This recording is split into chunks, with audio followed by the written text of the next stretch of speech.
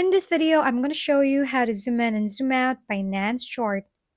In your Binance app, understanding how to navigate chart is crucial for making informed trades.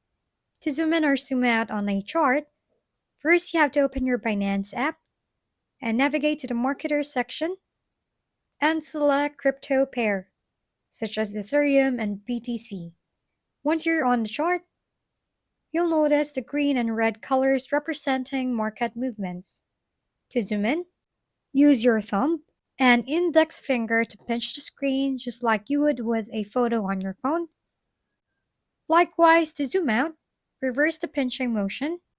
Mastering this simple gesture will enhance your trading experience on Binance. Thank you for watching. We hope this video helped you figure things out. If we've been helpful, kindly give us a thumbs up and don't forget to hit the subscribe and bell button for more contents. For any questions and suggestions, comment down below.